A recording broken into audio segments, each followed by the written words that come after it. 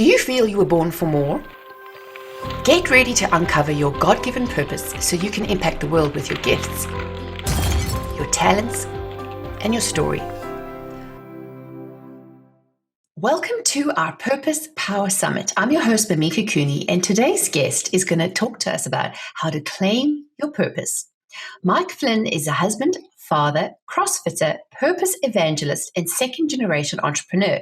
While helping people become the hero of their financial story, Mike discovered that the greatest crisis that many people face is not a financial one, but rather a lack of purpose. In 2016, Mike began a journey of self-discovery and learning when he created the Impact Entrepreneur Show, a highly rated podcast. Mike interviews incredible people who are using their platform to create game-changing impact in the lives of others. So welcome, Mike. Mike, welcome to the show. I'm so excited to have you here. I'm excited to be here. Thank you so much.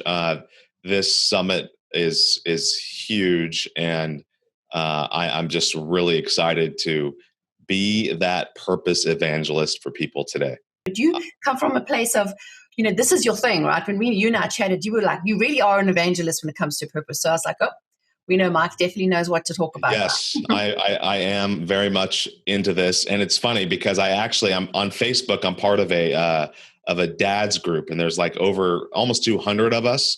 And I posted the information about the summit in the dad's group, and I got a message from a few of the guys saying, "Hey, you're a man amongst a bunch of awesome women," and I'm like, "That's why you got to invite your wives," So exactly, yes, get the wives on, right? Because we know the heart of the home is the wife. If she can get her stuff together, get herself, feeling good about herself, then the husband it's all plain sailing for him, right? Happy wifey, happy lifey. That's exactly. So we are going to help us wonderful ladies get it together and really find our purpose and really tap into what we know that God has ordained us for.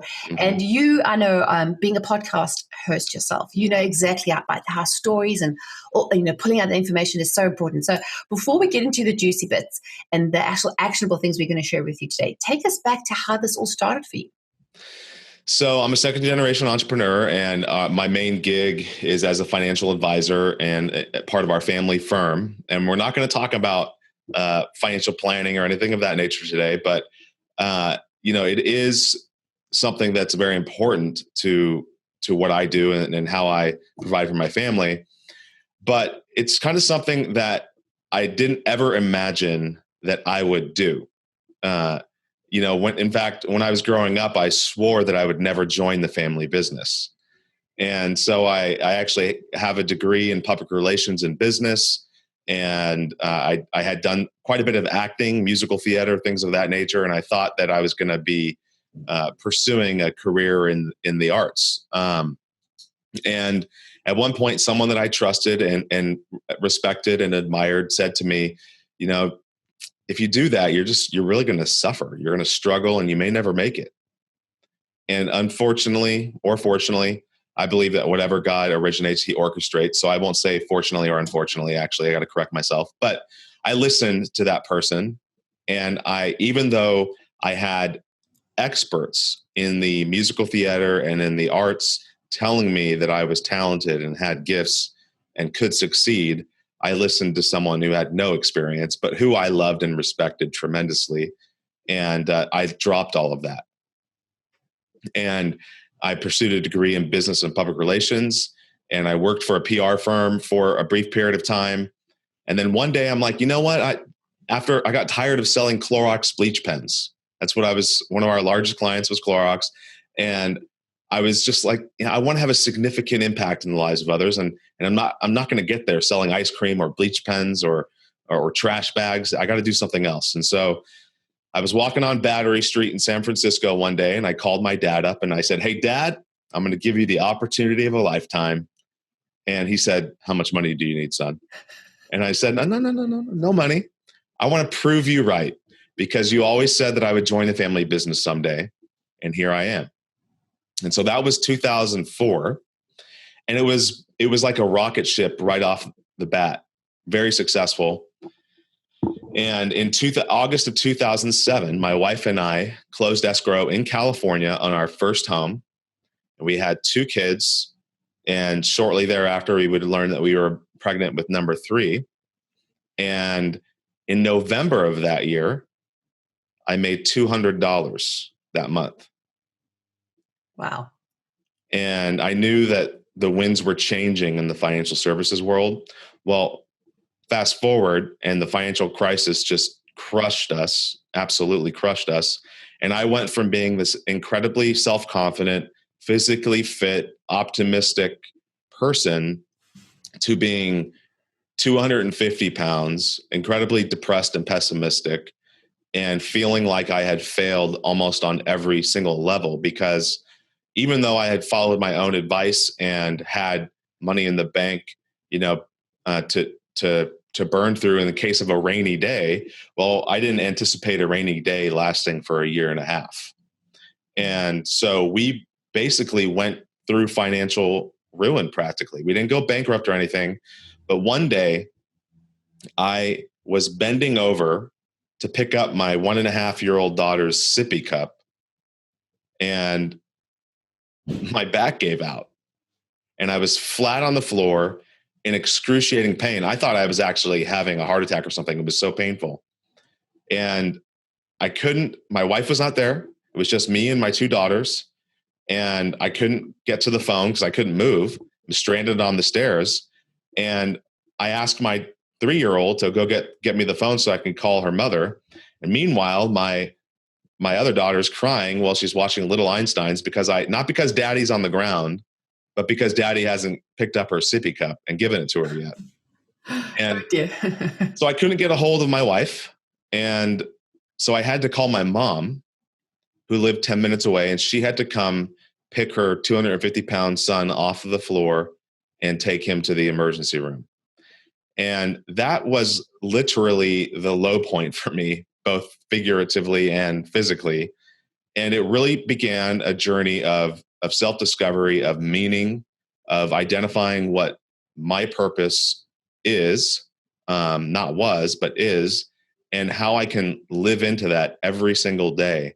And I think that we all have some story, some impact moment that I refer to it, that kind of awakens the giant within you, to quote Tony Robbins. We all have the come to Jesus moment. Yes, a come to Jesus moment. We have, and it's a moment where that heavenly water, if you will, drops onto the soil, and suddenly the seeds of our purpose begin to break through the surface. And then we let them get crushed. And we can dive into that, because that's how one of the ways that I educate people on how to claim their purpose is avoiding the crush. So definitely. I mean, and what I think, is integral for us to sort of learn from your story is that I think it's, number one, it's not uncommon. And I think it happens a lot where, we told this is what your life's going to be. You go to school, go to college, get a job, and this is what you need to be because you can make money, or this is what it makes physical, or, it makes sense to do that, right? And we have this deep inside, this yearning within us that perhaps when we were a kid or when we were younger, and everyone keeps telling you, oh, you can't do it. And like you as well, I grew up in the arts, dance from when I was 3, and I wanted to be a ballerina when I grew up, but everyone said that's not a job that you get paid for. But there's some essence, I think we start to sort of chip away at our confidence, and the purpose slowly, as you say, gets crushed and pushed down. But eventually as adults, you come that tipping point where you feel like this internal frustration eventually just breaks out, that you literally feel like you want to scream. You cannot be somebody you're not. And wouldn't you say, like, you even mentioned how, being overweight, and it affected you mentally, physically, spiritually, and emotionally. Yeah, 100%. And, it's interesting as you're talking, I'm thinking of a moment, after I had my back gave out. That was in 2009. And, I really didn't start moving out of the financial crisis and recovering until like 2011. So, it was a really difficult time. And I remember one night, my wife and I got on our knees, literally on our knees, and we just said, okay, God, if financial ruin is the lesson that we need to learn, we're ready. Let's make it happen. We were stripped, we had let all of everything go. And the last thing to go was our ego, right? We were ready we had let go of the house. We had let go of a lot of material things. And the last thing I was holding on to was my ego, because I was afraid of what other people would think, right? Mm. Here I am, this financial advisor, going through this scenario. What would people think? And regardless of whether they were my clients, what would people think of financial failure at all? The reality is the number one thing that prevents us from taking action is not fear of failure. It's fear of what other people will think of us if we fail. Right. So we kind of ruminated on something that could happen that perhaps doesn't actually end up happening. Right. And we make life decisions based on worrying what the neighbors are going to think, or in your case, your parents, right? I think a lot of us have had this. We've had these expectations of our parents that they put on us, maybe unknowingly or unknowingly. Mm-hmm. We create these stories in our head that we don't point them. You're getting this is so awesome, because this is all about you're touching on some of the things that we need to address in order to be positioned to claim our purpose, to claim the purpose that God has instilled in us from the day that we were born. So once you get rid of ego and pride, right? Because that's really pride, it's the pride of not letting people see some skin and realize that you're not perfect. Yeah, I'm a recovering perfectionist. I'll admit it. It's a work in progress. Once you get rid of that, once you shed that, then you can actually step into believing that you are worthy of the beautiful creation that you are. And the word believe, the suffix part of that word leave, is actually a German rooted word I recently learned, and it means love. Ah, interesting. And so when you believe, you love. So when you believe yourself, you are loving who you are created to be. And when you believe in others, you are loving them. So when somebody recently asked me, how do you know that your wife loves you? And I responded by saying, when I can tell that she believes in me. And because that is the ultimate form of love, because it means that we're letting go of some of our own, the trappings of our own beliefs and our own selfishness, because you have to believe in something else, right? And so that's the first step. And I know that when we were talking on the phone in advance of this call, I started to tell you about King David, and how King David is the ultimate example of stepping into one's purpose. And also, at the same time, the perfect example of what can happen when you step away from your purpose. Yeah. So if you're ready, I can dive into that. Go for it. Well, you got some great tips, and we're going to dive into this. So take some notes if you're listening. Yes. On my podcast, really I always say, bust out your pens and paper, take some notes, and brace for impact. There you go. Take it away. Yes. So King David, I love talking about King David as the archetype of an entrepreneur, or anybody who is really focused on stepping into their purpose. So there's a few things that we have to identify first, real quick, so that we can relate. Number one, God has never failed us, never will fail us. We've all experienced challenges, and if we persevered, God has always shown up on the other end. Amen? Amen, yeah. Right? Even though we don't see it. Even though we don't see it. But as one of my mentors, who doesn't know he's my mentor, but he's a mentor, Andy Stanley, says that what God originates, he orchestrates, right? And so God is faithfulness, and he cannot deny himself. So he will always be faithful. That's the first thing that we have to acknowledge. The second thing that we have to acknowledge is that we are born with God-given gifts and talents. And you just have to go back and think back in your life about the times that people have told you, hey, you're good at that. That comes so natural to you. Oh man, you make me feel so good when you're doing X, right? So those are little hints, okay? We also have to acknowledge that there are people that we're going to encounter in our lives that are naysayers, that don't want us to succeed, that want to hold us down because they're afraid of their own potential and afraid of what our success might look like on them, right? We have to recognize that while we have naysayers who are afraid of our success, we have actual people who are afraid of us failing because they actually do love us. And still, we need to shed their armor, right? Right. So kind of the expectations, right? If Their we expectations. disappoint them, then what Yeah. does it make them feel? Which is not our problem, it's their problem. And I think that's important, especially for women. Like if we take that on a lot, like we feel like, well, I don't want to disappoint my parents, or I don't want to disappoint my kids. Like if I'm not, the perfect mom and, and involved in every different club and everyone thinks I've got it together. We need to kind of strip that down and realize that that is not reality. It's creating an immense amount of stress. And we can't continue that, right? So I love how you say strip the armor. So how would we do that? Yeah. So first, you have to recognize that you and we share the same anointing as King David. Okay. That's step number one. We don't need Samuel to come up to us and say, "You're the king," right? When we are baptized, we are anointed priest, prophet, and king. Okay. We need to step into that and embrace that and acknowledge that. Okay.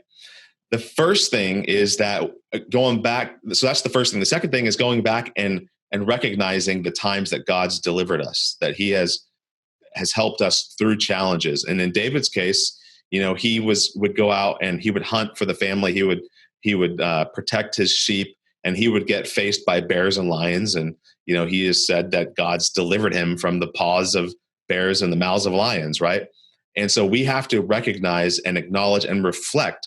The word reflect literally means to bend back time or direct light or heat onto something. And so we need to reflect on those times where God has come through for us. Okay. So that was the second thing. The third thing is we know that we're going to deal with naysayers, that we all have naysayers, people that don't want us to succeed or don't believe that we can succeed. And so the perfect example here is when David ends up he's already found out that he's anointed king. The Israelites are now facing off with the Philistines, and David walks up to the battle line and his brothers are in the trenches, and his older brother looks up to him and says, "What are you doing here? Go deal with your little project. You're just here to watch the battle." And when I read that, I'm like, "Oh man, that resonates with me," because I'm It like, must have "Oh yeah." stung, right? His ego, I'm like like, really? "Oh yeah, oh yeah." First of all, you got the jealous brother who's telling his younger brother that you're just here to watch the battle. You're not capable. You don't have the skills or abilities we men do. We, successful ones do. The experienced ones do.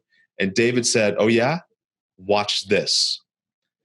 So he goes up to King Saul and he says, "Hey, King Saul, I'll fight Goliath. I'll step up. Nobody else is doing it. I'll step up."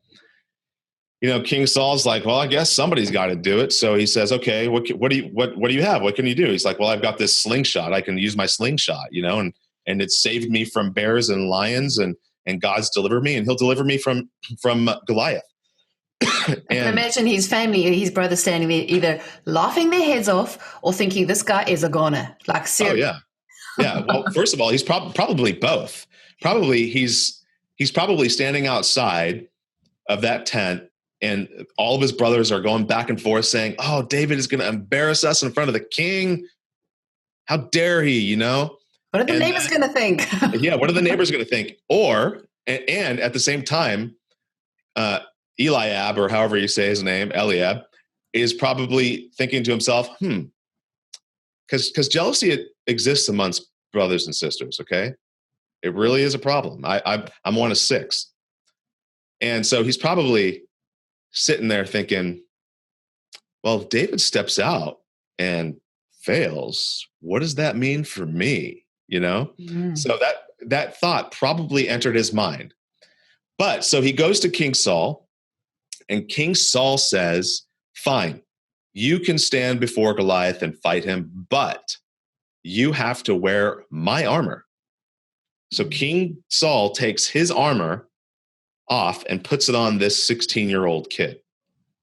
And David walks around that. Imagine that. Like, imagine right now, close your eyes and imagine that you are in this tent, and King Saul has just taken his armor off of him and put it on you. How awkward would that feel?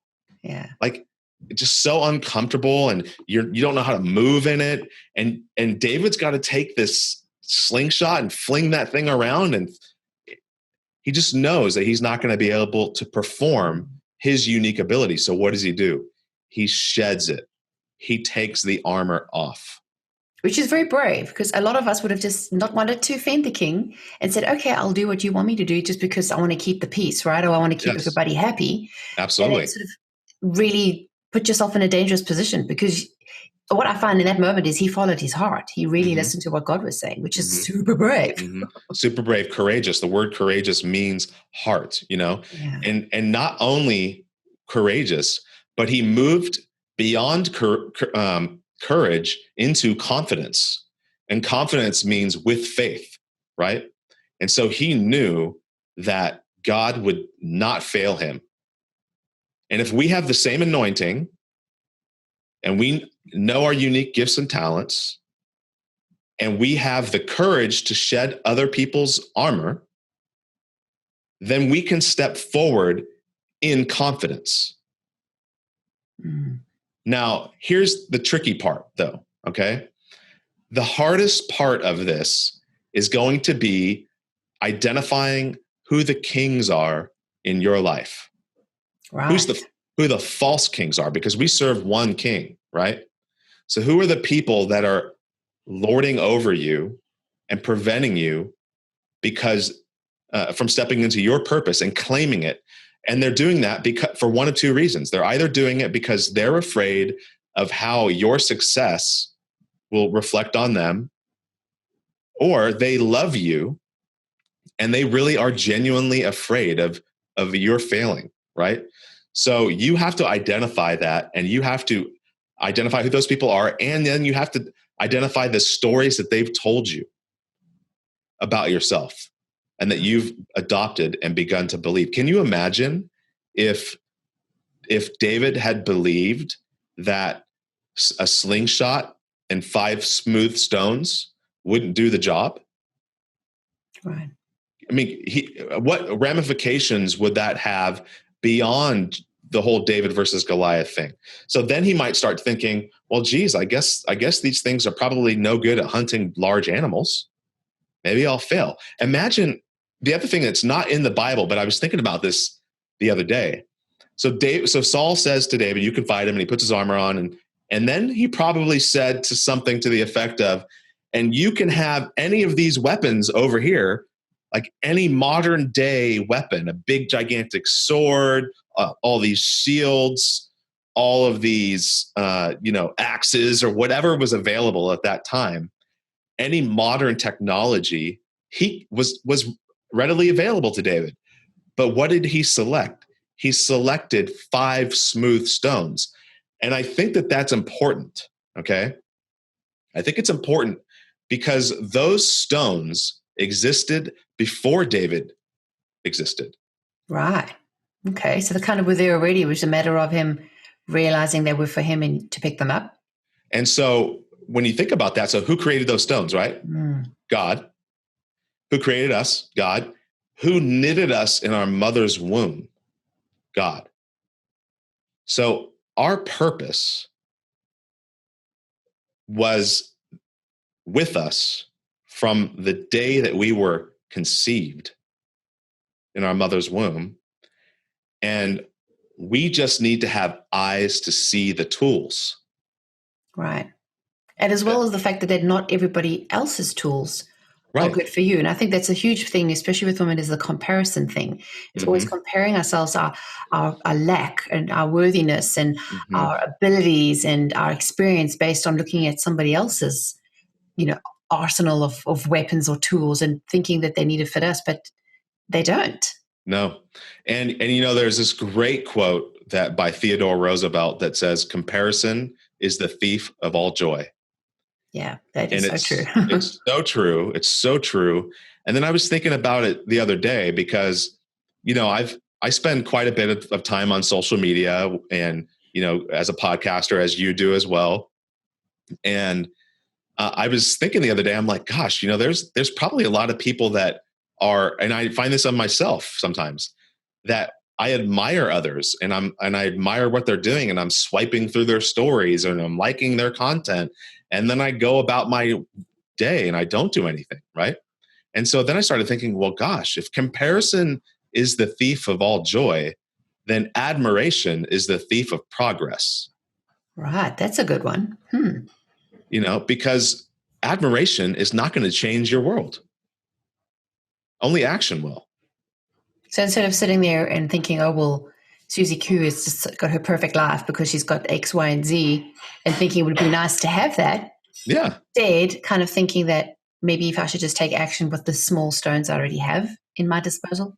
Exactly. And those stones can compound. Your gifts can be compounded and multiplied, and the fruit from that can be significant. But we have to be courageous, shed the armor, and then when we do that, we can step forward in confidence and pick up those stones and execute our skills. And there's the other thing that prevents people from taking action is they're not asking themselves the right question. Right. So what would that be then? What is at stake? And the answer is everything. Because if we believe that we're created by a God who loves us, then and created us with a purpose, and if we're not living intentionally in that purpose and claiming it, then everything is at stake.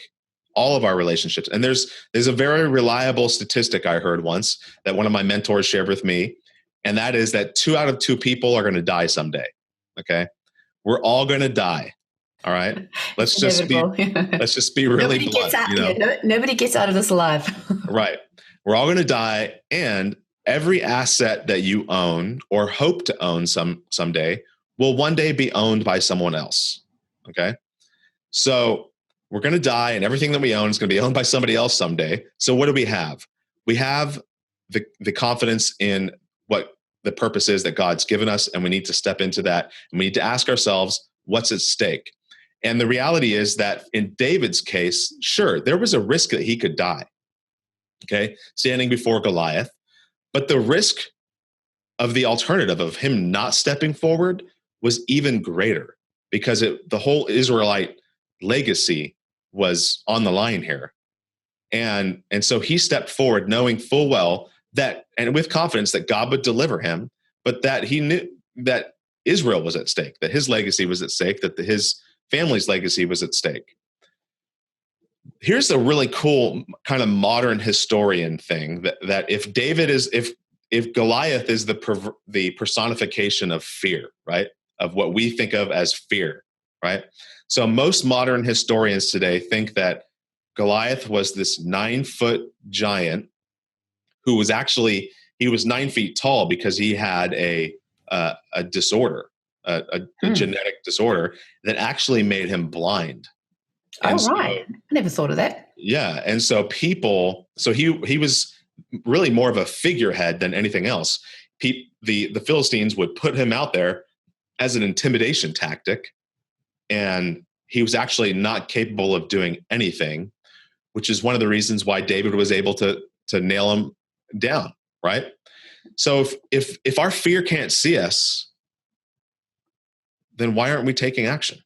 If fear is something that is just in our head, what's at stake? What will you gain by taking action? What might you lose by taking action? And the reality is that for most people, the only thing that we would lose by taking action is money. Right. And that's replaceable. We can always get more of that. You can always get more of that. Even if you can, look at the number of people, very successful people, that have had multiple bankruptcies. So if there's people on this summit right now that are in financial distress, that have had bankruptcy, that have had a short sale of their home, that are going through any sort of financial stress, let it go. Do not let that be an anchor right now. You don't need that to be an anchor. You don't need that to prevent you from stepping into who you are created to be. Let it go. And Right. the reason that's really important is because when we deviate from our purpose. So Dave, let's keep with David for a second. So David, he wins this battle, right? And he's this great king. And as he gets into his purpose and in his kingship, he ends up kind of like deferring and delegating a little bit of his authority to other people, right? And sometimes when we hit certain levels of success, we start, delegating, right? Well, here's what happens when we step out of our core purpose, our core values, our core gifts, and we let other people fight our battles for us. What happens is you end up staying at home, admiring a bathing woman on a house across the way, Getting tempted instead of doing what he's meant to be doing. having an affair, killing the lady's husband, and then your whole legacy goes into shambles, right? But in those times, the king was always on the battlefield. Mm. So his error wasn't in what he did; it's what he didn't do. It's what he didn't do. Right. It's what he didn't do, and it's really, really important that we don't miss that. If you have a purpose, you were created for a purpose. If you let other people fight those battles for you, that is when all of that stress, all of those relationships, everything is going to be out of alignment, and you're going to feel frustrated. You might not know why exactly, but that is why. It's because you're not living in the way that you were created to live, with the purpose that you were created with. I often say that people are walking around like a souvenir coffee mug with pens in it. I got one right here. Literally. And this is a very frustrated coffee mug because it's doing something, but not necessarily the right thing. Right. And too many people in life are walking around just like this coffee cup. And to include myself, and I have to remind myself on a regular basis what I am called to do and who I am called to be, because I have 38 years of other people's stories still that I'm peeling off of me. Right. I mean, and I think we take it on as well from what the expectations and also depending on where we are in life. But I know from whether you're young, middle age or older, there will always be this internal turmoil if you're not really living out your purpose. And I know purpose can sound very ethereal, but it really is that core of who you are, because you can see the symptoms, right? People walking around depressed, angry, frustrated. They ruin their relationships. They ruin all the opportunities they come, or self-sabotage is a huge thing. Mm-hmm. Mm-hmm. Because really what it is at the core of it, we really stripped away everything and got down to the root cause. It really is a frustration of the lack of purpose of not being who we are meant to be. Mm-hmm. Walking. It's almost like, going to a store and somebody says to you, here's a free credit card, go buy whatever you want. And you just put the credit card in your pocket and you just window shop.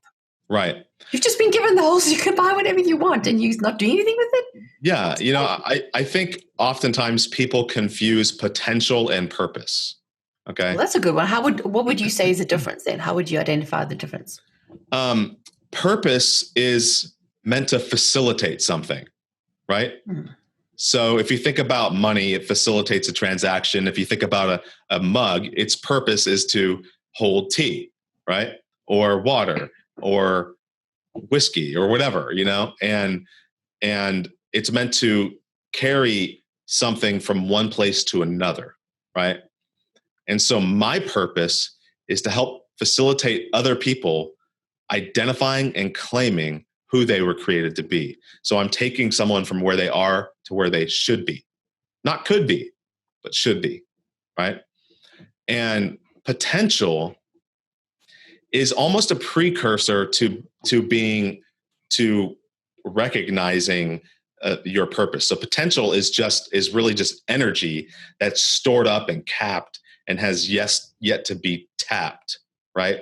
And so, a lot of our potential and our purpose gets shoved down because other people aren't allowing us to facilitate who we were created to be.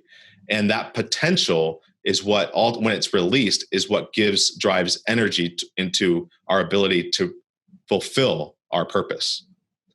Does that make sense? That's Yeah, kind and of so definitely you need both to be able to know. Like people say, oh, if you think about, you say the word potential, a lot of us think of maybe say child prodigies, music or arts or whatever. Oh, they've got a lot of potential. You know that one day they might step into doing what they were born to be. And you see this glimmer of hope. And unfortunately, my husband and I have run businesses for 20 years, and we always say potential is a swear word because everybody says this has got potentially a great idea, but unless you put action into it, right. it's pretty much useless. Unless you put action, it's just potential. Exactly. It's just like right? a fizzy bottle, a fizzy can that's going to sit there. Unless you open the cap, it's kind of, nobody's drinking it. It's no use to anybody. Yeah, but you just mentioned something that's really important too, and that is that throughout our life, we have people say to us, gosh, that person has so much potential. And then we kind of move along without our day without like teasing that string out. Like, what do you mean? Tell me more. What do you see in me? Because it's not obvious to this coffee mug that it's a coffee mug. It's obvious to you and I that it is, but not to the coffee mug. It doesn't know that it's a coffee mug, but similarly, you and I, the reason why God puts us in relationship with other people is to help each other draw out our purpose and to tap into that potential. And we don't allow ourselves to share with people our hopes, our dreams, and our fears, again, because we're afraid of what they might think. Mm-hmm. Who am I to have a dream? Yeah. Like I just interviewed this very successful CrossFit athlete recently, and she came from as she put it, a dirt poor family. And as she began to become more and more successful, she ended up having to shed a lot of her relationships because those people just didn't like, who are you to be successful? Right? It's like the lobster syndrome, right? Nobody wants the lobster to get out. They'll pull each other down if you stick around. Yeah. And you have to be very conscious of who you allow in, who the critics are. You're always going to have critics in your life, and you have to decide how you're going to manage them. It's one thing if they're family, because family is forever, right? But it's another thing if they're just a friend, right? If they're a really good friend, then you should have the freedom to tell them, hey, listen, this just isn't the way that you're talking to me, is not really helpful and uplifting and building my character up. It's tearing me down. It's making me feel little. And if we share the same beliefs and values, let's build each other up. Let's help each other breathe life into our dreams, inspire each other. The word inspire means to breathe life into something. So let's be inspiration for each other. Words of hope and encouragement. Let's not be discouragers and rip things apart, right? The words that we use with each other, and as we're moving on in our purpose and stepping into who we're created to be. One of my mentors is a guy named Kevin Hall, and he wrote a phenomenal book called Aspire, Discover Your Life's Purpose Through the Power of Words. And the words that we use with each other and with ourselves are incredibly important, because words have meaning. Words have power, and they can either build up or they can tear down. And so, when you're going through, here's just a few of my favorite words. Okay. One word, encourage means to add to the heart. Discourage means to rip apart the heart, right? So when you're feeling discouraged in this journey, which you will, you need to ask yourself, why am I feeling discouraged?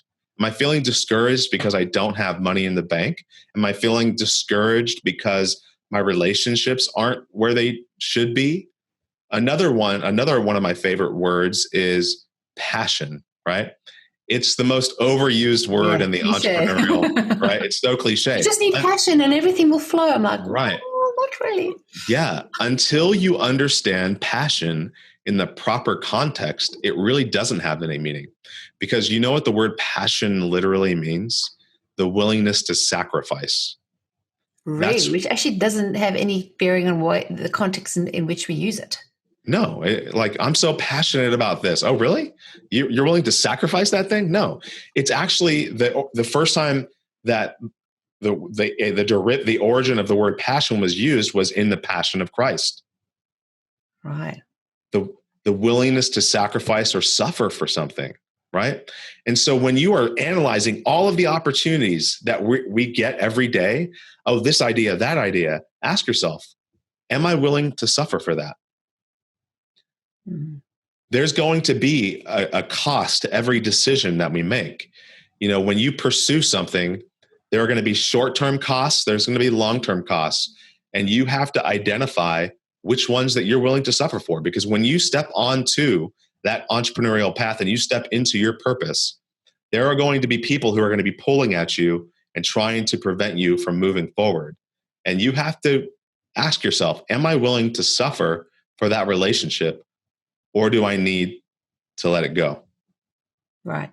So definitely some really deep thought points to ponder on, because it is a lot of the time is like we say, we want to claim your purpose, and what we do is we have these ideas in our head, but unless we have those decisions, and really what we're saying is, what's the worst that could happen? When you're coming to that decision, the edge of that cliff, like before you're about to jump off and, dive into the water for the first time, it's like, well, what's the worst that could happen, right? If I tried this, Yeah. if I fail, like, I'm an active figure skater, and I know if I had to allow every time I fall to stop me and say, I'm just not going to do it anymore. I got myself hurt and I got a big bruise and I'm not going to do it. I wouldn't learn anything. Yeah. But it's about getting up again, right? And just saying, even though I fail, doesn't matter. I'm going to just keep doing it again. And often, wouldn't you say as well, the discovery of your purpose can sometimes be like trying a whole lot of different things until something fits? Yes, absolutely. You got to say yes to things. What's going to happen is, as you go through this journey, you're going to see clues. And one of the things I tell people to do is to go back and in some reflection time, and go back in their life and identify those things in their timeline where people said, oh, you're good at this, you're good at that, you should do this, you're a natural at that. And start testing those things. If it's singing, if it's acting, if it's writing, if it's a combination of all of those things together, and just start trying things. And it's really important, because when you find your thing, and guess what, by the way, your purpose may not be becoming a super successful mega entrepreneur.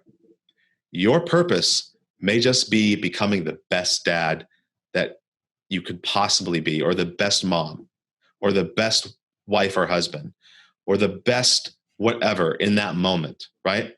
But there's freedom in that. When you go through this process, there's freedom that you can now embrace and own it, right?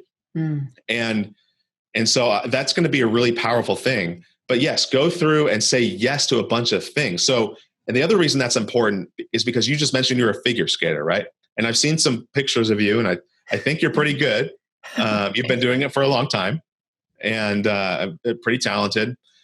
But imagine how successful, do you play any other sports before I ask this question? Well, I've been a dancer. I've always been involved in the arts. So for me, I've been a dancer learning to skate, which is a totally different mindset from learning. So I never learned to skate until I was 33. Okay. But I've done other different types of sports and tried things along horse riding. And I'm from South Africa. We tried netball, which is like another version of basketball. So we do try things. Yeah. But I had to try them. What was the most awkward? What sport was it that you felt the most awkward? Gymnastics. My legs were way too long. Okay. I was not strong enough to get those flippy sides, but yeah, embarrassing. That's really important. Okay. That is really, really important. And people that are listening right now need to listen here, because this is a perfect example. Sports, my wife criticizes me sometimes because I use analogies a lot, but sports is a really great way to think about life. Sport imitates life.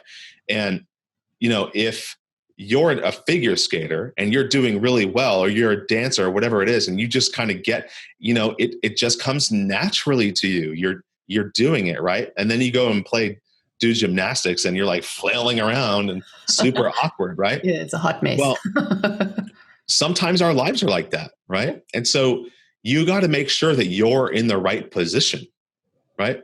So if you're another analogy that somebody gave to me recently on the podcast is, I'm a baseball fan, and the fourth batter in the lineup is typically the cleanup hitter, and that's the person that is supposed to clean all the bases up, right? Hit the home run out of the park, and it's a strategic position, right?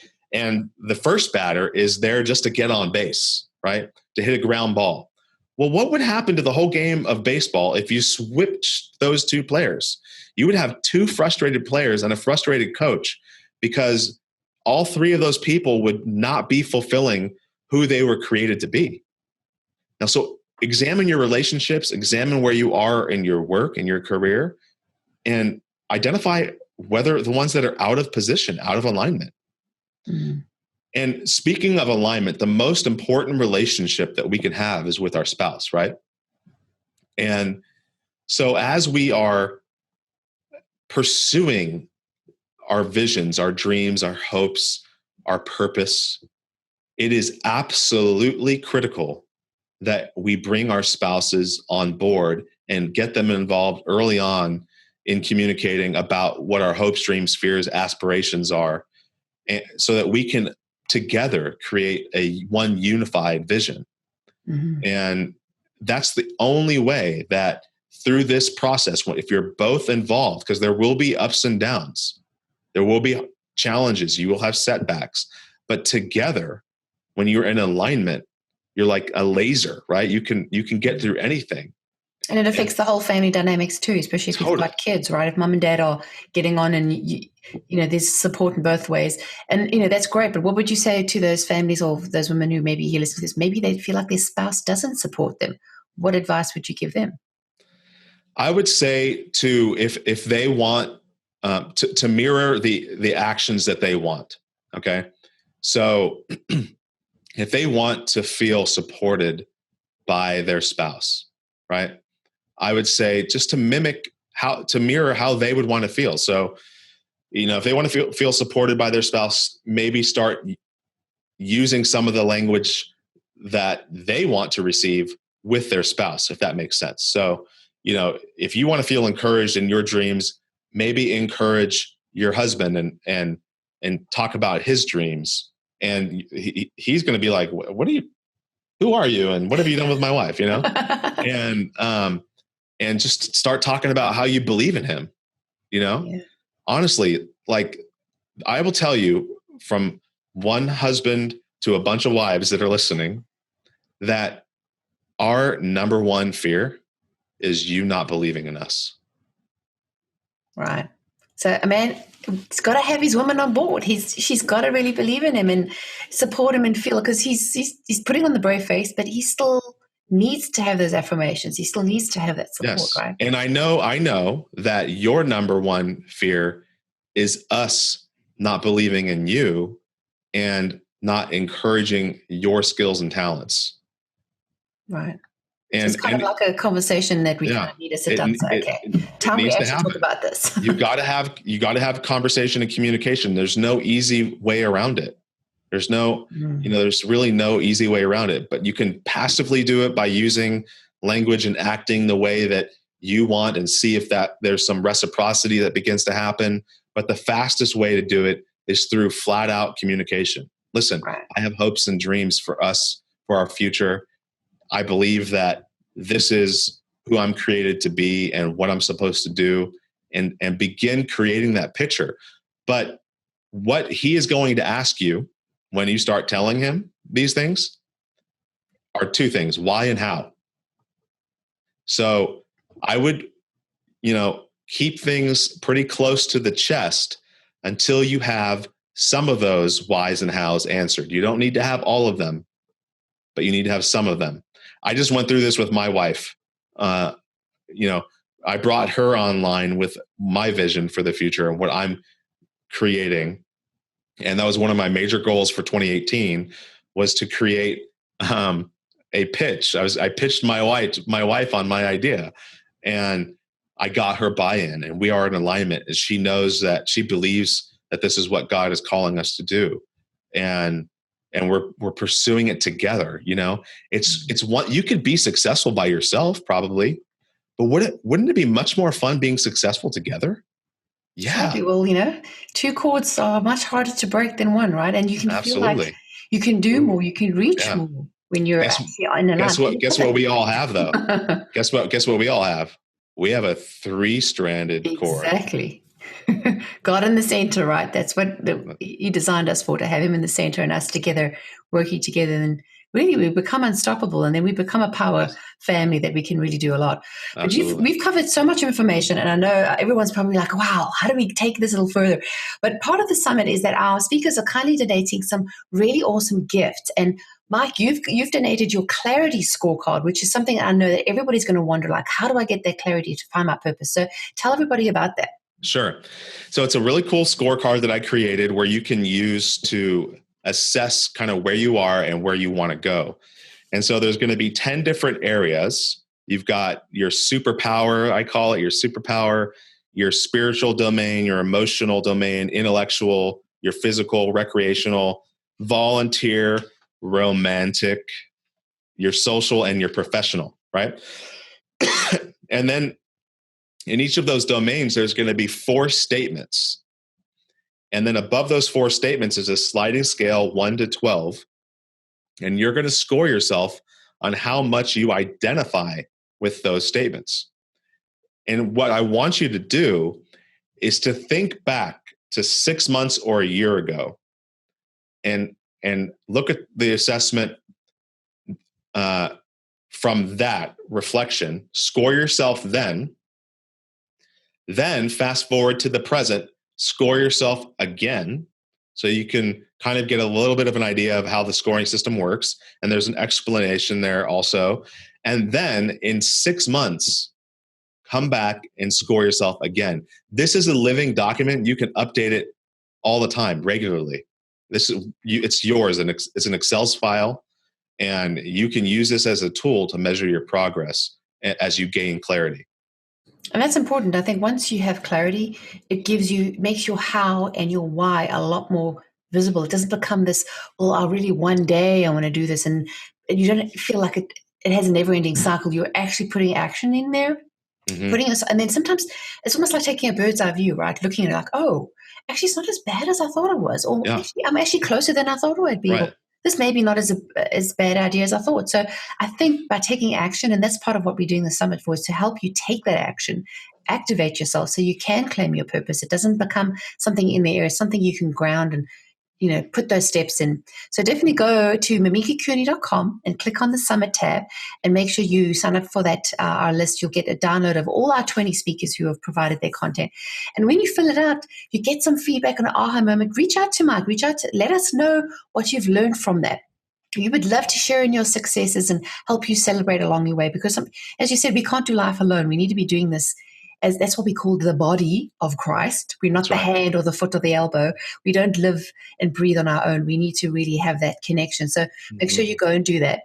But we could talk all night, but we definitely, want people to know how to get in touch with you. So Mike, tell everybody, what's the best place to find you online? Yeah, so I am pretty active on Instagram at The Impact Mike. I'm also on Facebook at The Impact Mike. I've got a Facebook page for the podcast there, The Impact Entrepreneur Show, which is also, if you go to Instagram and you click on the link in the bio, it will give you all of the different areas that you can subscribe to the podcast on iTunes and Stitcher and all of that stuff. So Instagram is kind of becoming my main hub. You kind of like to hang out. Exactly. Well, definitely reach out to Mark and make sure you connect with him online and tell him you saw on the summit.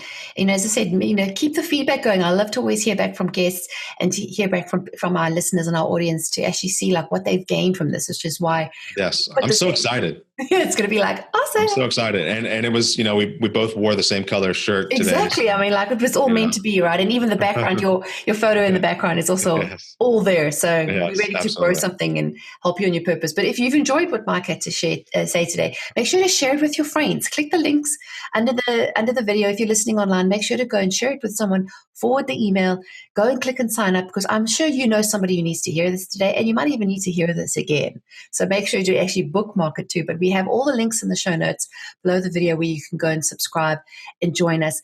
So I've got to say thanks again, Mike, for joining me. I so appreciate you taking the time out to share your great stories and of inspiration. And I'm definitely going to be listening to your podcast more often. I need to put it on speed dial.